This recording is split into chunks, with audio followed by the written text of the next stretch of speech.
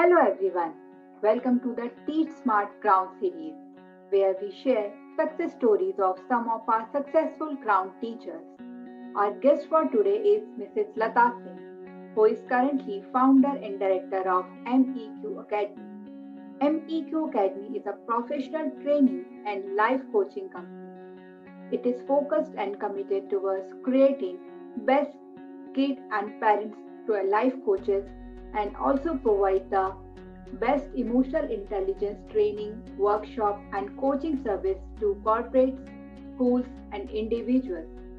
Lata started MEQ Academy about 2.5 years back, and before that, she had a long, fulfilling corporate career in multiple companies. Lata enjoys creating the best coaching tool and material for children, coaches, educators, leaders, trainers, and individuals. She is a certified life coach as well. So, without much delay, let's speak to Lata. Hi, Lata. Welcome to Teach Smart. Let's start our discussion. We want to start with giving a quick glimpse of your personal life to our fellow teachers. Can you share your journey so far with them? Definitely, yeah. So, to start with, I started my career back in 2002 as an IT professional, and I worked throughout, for 18 years. I have been part of IT industry and have worked in various companies and learned, how the corporates actually work. But just 6 years back, I got stuck with training and coaching, where I started learning about leadership and how to, transform from one profession to another. And if you want to learn something, you have to continuously upgrade your skill. So I started, upgrading my skill, and I found that, this is quite interesting space to be, where you can help other human beings to be, positive and see life as a blessing. So I started working towards life coaching, NLP, and emotional intelligence back in 2012. And then I, started as a corporate trainer, and I used to, train corporate colleagues and also doing some of the trainings at times. But there, I realized that even teachers require some kind of training, and education is one area I found that I am really interested in. So that's how then I came into training and coaching and teaching. So this is where I am now after, I think, 20 years of my whole career. Okay, now from corporate life to an educator, that's a big change. What motivated you to become an educator? Okay. So, see, knowledge, I believe that, it should be shared with the right people, and it should be shared. The only, thing we can do as humans is to share what we know, and knowledge is one thing. So I started, back in 6 years back, I started my training and coaching work, and I was working with corporate clients. But then, I realized it's really difficult to change people at that age. Like once you have attained the age of 35, 40, you are actually already you have learned so much. It is very, very difficult to start learning or redo things. So I realized that the best thing to do is in schools, because if we talk about emotions at an early age, it will help these humans, all of us, to be emotionally intelligent while we attain this age of 40 and 50 years old. So that's how I started, though I started with corporate, but I landed up in education, where I started giving training to teachers on emotional intelligence and social emotional learning. So I think schools are the right place to start learning and then using it throughout the life. So that's how I ended up, 3 years back I started my projects in the schools for training the teachers and students in this skill. I think, Lata, as an educator, you have made teachers and kids' emotional well being as your biggest agenda. So, you want to talk about why it is that important for all teachers? Yeah, not only mine. I want to make, it's a noble goal for every educator, like, giving this emotional intelligence or social emotional learning training to all of them, because they all are, humans. Like teachers are also humans. They need to be, heard and supported. Sometimes we just ignore their, well being, or we ignore how they think and what do they want in their life. With this social emotional learning program for teachers, we can actually help them become mindful, emotionally intelligent, and also an SEL educator. So this social emotional learning is a buzzword nowadays, but hardly people know that what exactly it takes. So it's a framework on which teachers have to put their curriculum and then reach out to students. So this is why I think that teachers also need to learn for their own well-being first. So it is always said, like, you cannot give from an empty vessel. So it goes same for our educators as well. When they are happy, they will give happiness to students. If they are not filled with joy, how can we expect that the class will be joyful class? Right, So correct. this program is for them. That's how I think that if they learn this skill, they practice it, they will be the best teachers in the world. You have interacted with so many teachers. What do you think are the biggest roadblock in the professional growth of the teacher? Yeah, it's a very valid question. As I said, most of the time we think that teachers are only teachers. Like, we see them only as an educator, but at the same time they are humans having their own families. And overload of work and home front responsibilities are one of the biggest roadblock. Many teachers, I see that once they become mothers, they leave their jobs. Like, everybody thinks that once you're a mother, you have more responsibility towards your house than going to school. But I think that being an educator is a biggest blessing, and it's a calling. If you have chosen this field, it's a calling for you. You need to know your why you have become an educator. So this roadblock of thinking that I'm just a teacher. No, you are not just a teacher. You are a future creator. You are a future maker. You make our future. If you are educating these children, they are going to make our future. So how you educate them actually makes our future good. So we believe that they too have families and responsibilities, and over time what happens is they forget about their own growth. One more thing, they stop investing on themselves or upgrading their skills. So at time they come to a point where there's stagnation. They feel like nothing more is left. It is like daily routine, daily everything is going on the same pace, nothing new. So this is very very important. Learning is an ongoing process for every human being, and we all need to upgrade ourselves regularly. And trainings are magical. If we humans continuously invest on ourselves and upgrade ourselves through these trainings, and these days there are so many free trainings are also available. We just have to look out that what can I learn new. So we must invest to gain more skills and knowledge again and again. And as you see that I started my career from IT industry, and now I am in an education field completely. Though we say that it's a different field, but everybody goes from this field only. Like, education is the primary field for every individual. Yes, correct. We all learn from here and then go to different areas of life. And if we if I think I have come back to this education industry, or you can say education, it's again a calling that I am here today. Yeah. And again, for teachers, they really need to invest on themselves in their growth, and in having goals to attain those goals. How can we motivate teacher to become passionate about their profession? You want to share some stories from your experience with teachers? Yeah, definitely. So I believe that every profession needs passion.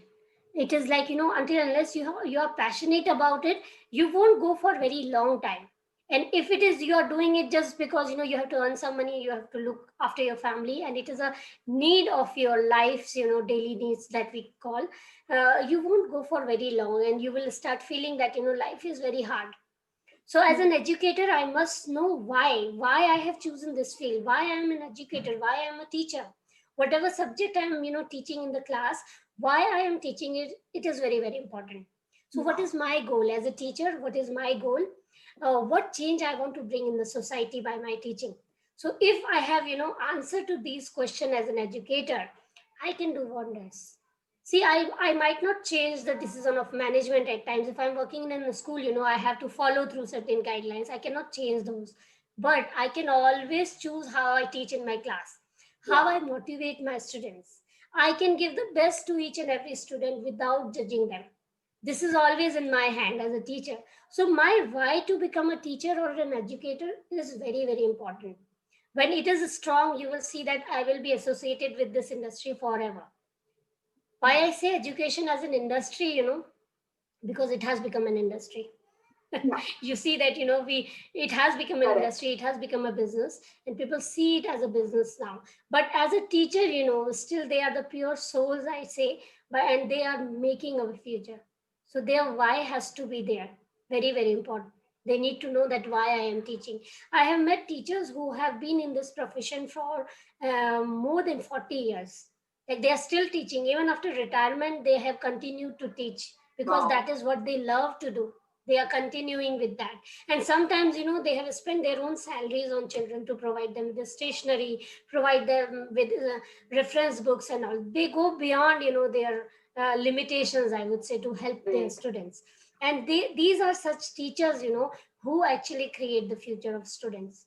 And I have also seen teachers who motivate children by saying, I know you can do it, it's not that hard. If I can do it, you can also do it.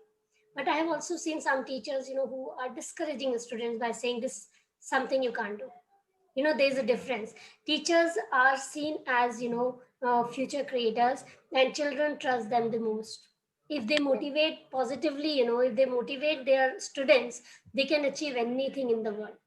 But if they demotivate them, a single line by teacher saying you can't do it, the student will believe that he can't do it because his teacher has told so. Correct. So we all have those experiences in our life. We have met such teachers, who have inspired us, motivated us.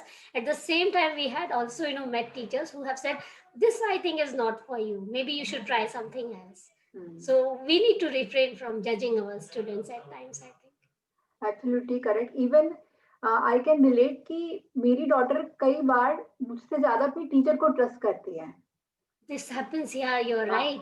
Because they will come and tell you, nahi, mama, this is, my teacher has told this to me.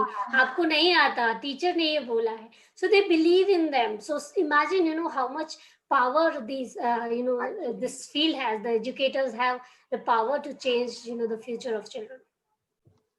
Uh, as an educator, what do you think are the few things we can do to become more compassionate about well-being of kids we teach? The first thing, I would say that do not judge children. Never, ever, don't judge them by, which family they come from, which background they come from, never judge them. Be a teacher to them. Your role is to, teach them, give them education. That is all. Understand that, every child is unique and comes from a different setup. So we cannot, we cannot compare two students, that if one is doing really great in life and the other is not doing. There can be lot many reasons behind it, like the family they comes from. Like somebody can be from a middle family, some can be, from a very rich family, some can be really from a very poor background, or they might have, struggled a lot to come to that level that they are attending your class or coming to this school. So as a teacher, we need to, we need to be very careful while we are, seeing students from, I can say, like, implicit bias here, that we have to refrain doing that. We should stop ourselves from judging any child, that are they good or bad or how they are doing. Yeah. So Wow, this is one thing. Yeah, I think they need to be more compassionate, and also they need to work on their own well-being. This is important. Yeah. very good. Thank Yeah. you. Uh, do you want to share any memorable teacher story from our friends? Yeah, so I have been in many different setups where we are giving workshop to teachers or giving training to teachers. So one of the workshop where I was doing this emotional intelligence workshop, where we were working with the emotions of teachers, that what all they go through, and what is their experience throughout their working. So one of the teacher, she told me that, I always help others. I am the one who is always available for my fellow teachers. Like if they are missing school someday, they want, I to fill me to fill up their, class. I'm always available. I go myself and tell them that, okay, I'll do it for you.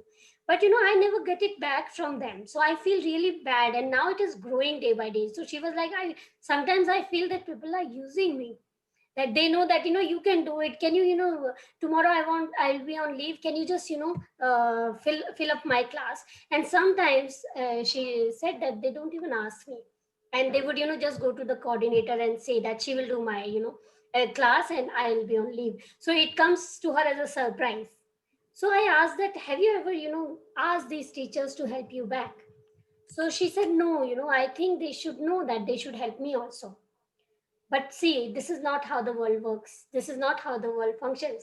Sometimes you need to tell your needs also. Yeah. So if you're a kind person, you help others, sometimes you need to work on yourself and you need to go and upfront say that, I need your help. So I took your, class last month or last week. Now I need help. So can you please take my class? If you will say, they will definitely come up and realize also that you need support. So one thing, I realized that teachers don't come forward and ask for help. And at times they don't say no. When they have to say no, they say yes. And later they only regret, or sometimes they feel like people are using them. And they are overwhelmed, overloaded with work and doing every bit of, school work. So they also need to know how to balance their life. So when we went into this discussion with that, teacher, she realized that, now she needs to speak up for herself. She needs to say when she is not available. And yes, she will continue to help others. But when she needs help, she will also ask for it. So there's no harm in asking for help. And it is for every human being, everyone should come upfront and ask for help when they really need help from others. So this, Correct. I would say, that say no when you really mean to say no. Say yes only when you are willing to say yes. Just don't do it in pressure or think that what other will think about you if you are saying no. Because then you are only, giving pain to yourself. Others will only enjoy that. Yeah. Brilliant. Finally, any parting Mhm. advice for our teachers or any quote which you want to share with us? Okay, so I would suggest, it is for every human being in this earth, keep working on your growth. You must, upgrade your skills from time to time. Learn the new skills that are, coming up. It is for every profession. If you want to continue working, you must work on yourself. It is not like once you have got the job, it is like forever. Now the times are changing, and every year we are seeing the technology is changing at the fastest speed. Yeah. And with AI coming in, our things are getting all automatic. Even teaching at times is getting automatic, because children can learn anything from mobile now. They just google around. You have given them something to learn and they know where to find it and how to find it. So ways of learning are also changing. So we must, as teachers, as an educators, work on this and be more open now to accept all kind of students, because some might still be needing your help to learn. Some already know. They know that they can learn from devices, they can learn from Google, they can just go to Byju's, Vedantu and other platforms and learn from there. So they have so many choices. But being a teacher, you are still that human connection to learn more for them. So be that, that place cannot be taken by anybody else. Because as a teacher, you will always be that human who believe in their students, who motivate them, inspire them. And have goals. At the end, I would like to say that have goals for yourself and make a plan for the year, that what all you want to achieve this year and what you want to learn. This is very, very important, and it will help them keep growing and going also. So that was all I could say. Yes, absolutely correct. Keep working on your growth. Thank you, Lata, for the lovely session. And I'm sure all our teachers and the group would have enjoyed the session and our discussion today. Thanks a lot, Lata. Thank you so much, Nishu, for having me. I love being with teachers, because I firmly believe they are the, creators of our future. They are the one who are actually motivating students. So thank you so much for having me too. And thank you everyone for watching this video. And please like the video और अपनी सारी teachers friends को इस group से जोड़ते रहिए. Thank you so much everyone.